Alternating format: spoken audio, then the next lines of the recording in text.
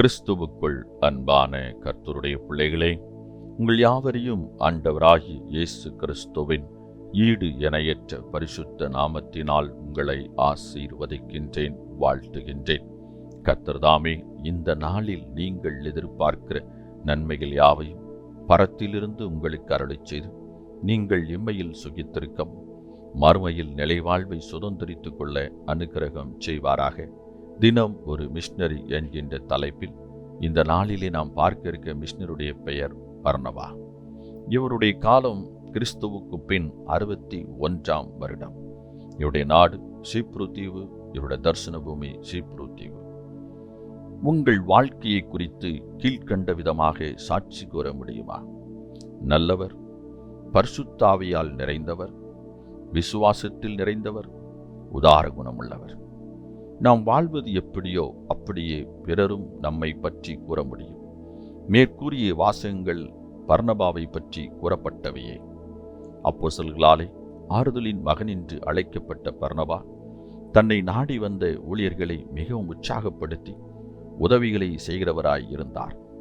ஆதரவில்லா ஏழைகளுக்கும் பஞ்சத்தில் அவதியுறும் சகோதரர்களுக்கும் உதவி செய்கிறவராக காணப்பட்டார்.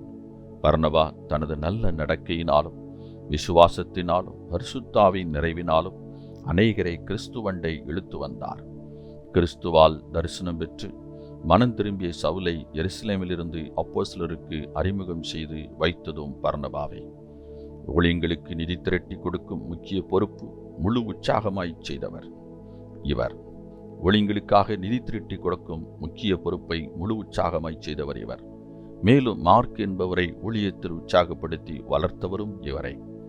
முதல் அருட்பணியாளராக பவுலுடன் இணைந்து ஊழியத்திற்கு புறப்பட்டார்.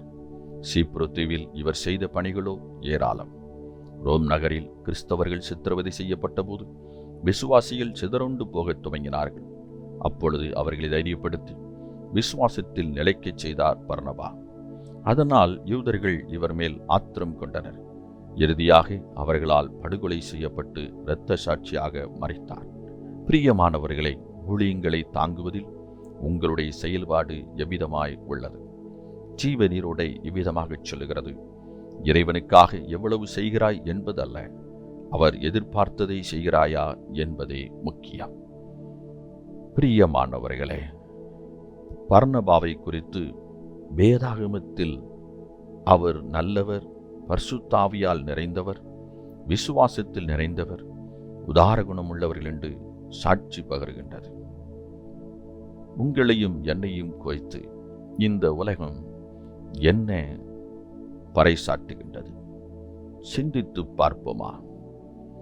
உங்கள் சபைகளில் உங்களை குறித்து, உங்கள் குடும்பங்களில் உங்களை குறித்து, நீங்கள் பணி செய்கிற இடத்தில் உங்களை குறித்து என்ன பறைசாட்டுகிறார்கள்?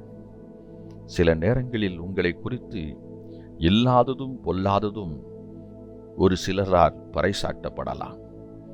அதை குறித்து துளியும் கவலை நமக்கு வேண்டுவதில்லை.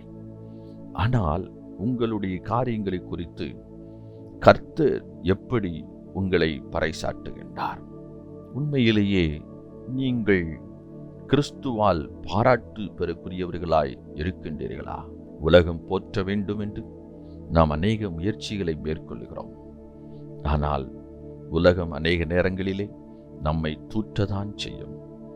ஆனால் கிறிஸ்து நம்மை எப்பொழுதும் போற்றுதற்குரியவர்களாக இந்த உலகத்தில் வாழவே அழைத்திருக்கின்றார்.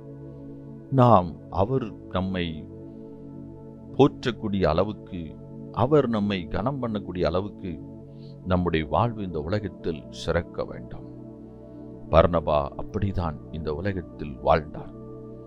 கிறிஸ்தவர்கள் துன்பப்படுத்தப்பட்டு அவர்கள் உடல் ரீதியாகவும் மன ரீதியாகவும் சோர்ந்த பொழுது அவர்களை விசுவாசத்தில் நிலைத்திருக்க செய்தார். அவர்களை தைரியப்படுத்தினார், அவர்களை தேற்றினார்.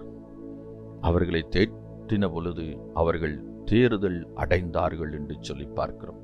அதனால்தான் அவரை குறித்து வேதம் சொல்லுகிறது, ஆறுதலின் மகன் என்று சொல்லி. நீங்கள் இந்த உலகத்தில் உடைந்து போன மக்களை ஆற்றி தேற்றுகிறவர்களாய் இருக்கிறீர்களா? இல்லை என்றால் உங்களால் அநேகருடைய ஆறுதலும் தேறுதலும் அவருடைய வாழ்விலிருந்து அகன்று சோர்வுக்கும் துயரத்துக்கும் துக்கத்திற்கும் ஆளாகிறவர்களாய் இருக்கிறார்களா? சிந்தித்து பாருங்கள்.